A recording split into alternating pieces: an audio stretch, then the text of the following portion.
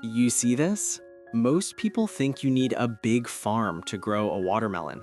Long vines, huge fields, tons of space. But what if I told you this one grew in just a pot? No garden, no backyard, just a container sitting on my balcony. Honestly, when I planted the seed, I didn't think it would work. I mean, watermelon in a pot? That sounds a little ridiculous, right?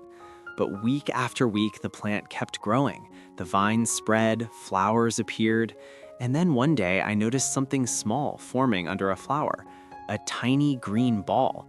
And I thought, wait a second, is that actually going to become a real watermelon?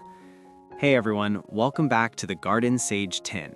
This channel is all about simple gardening ideas and growing food even in small spaces. So if you enjoy balcony gardening, container growing, and fun plant experiments like this, make sure you subscribe and join the garden. All right, let's start from the very beginning. All right, before you even touch a pot or soil, we need to talk about something most beginners completely overlook: the type of watermelon. Yeah, I didn't think this mattered much at first either.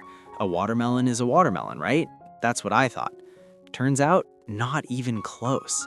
Some watermelon plants grow vines that spread 10 to 20 feet across the ground. Imagine trying to manage that on a small balcony. The plant would probably climb your chair, your railing, maybe even your neighbor's window. So the trick here is choosing a compact variety. Smaller types like sugar baby or bush varieties are perfect for containers.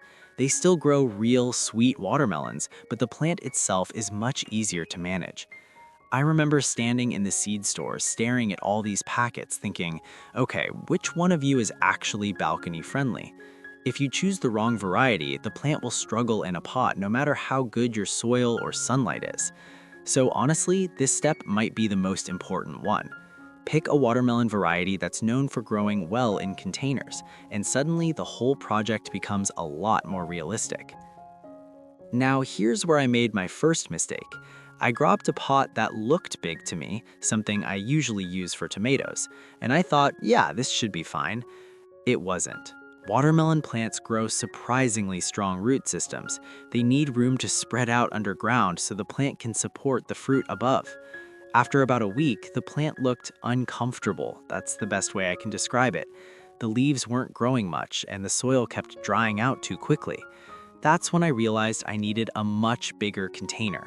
The sweet spot is usually around 40 to 60 liters, or roughly a pot that's at least 18 to 24 inches wide and deep. Think of it this way: a watermelon plant is basically preparing to grow a heavy fruit. If the roots don't have space, the plant simply won't have the strength to produce it. So if you're starting this experiment at home, don't go small. Give the plant space. Your future watermelon will thank you for it. So now we've got our pot, but what goes inside it? You might be tempted to just scoop soil from the yard or use regular garden dirt. I mean, I almost did. But watermelon plants prefer light, well-draining soil. Heavy soil holds too much water, and that can cause root problems. And trust me, once the roots struggle, the whole plant struggles.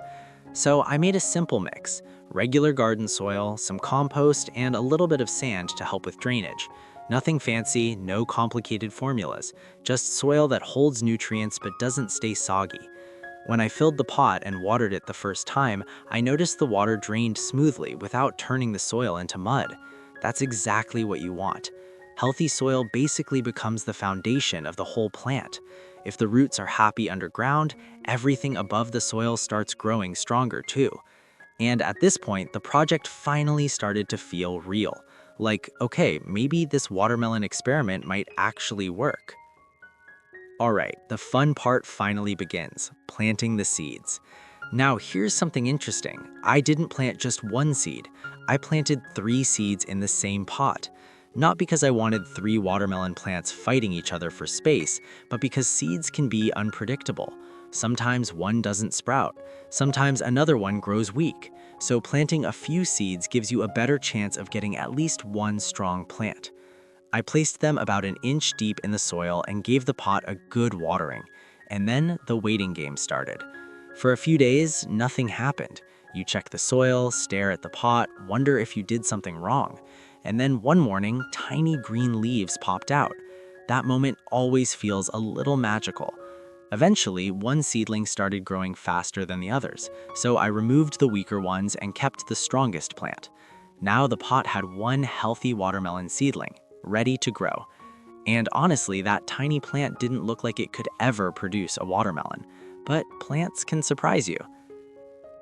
If there's one thing watermelon plants absolutely love, it's sunlight. Seriously, these plants are sun worshippers. They thrive in warm conditions and need about 6 to 8 hours of direct sunlight every day. So I placed my pot in the brightest spot on my balcony. And at first, I wondered if the sunlight would be enough, because balconies can sometimes have shade from buildings or railings. But luckily, the plant started stretching its vines towards the light. That's usually a good sign. You'll notice the leaves getting bigger and the plant slowly spreading out. If a watermelon plant doesn't get enough sun, it will still grow leaves, but producing fruit becomes much harder. So if you're trying this at home, finding a sunny location is a big deal. Balcony, rooftop, terrace, anywhere the plant can soak up the sun.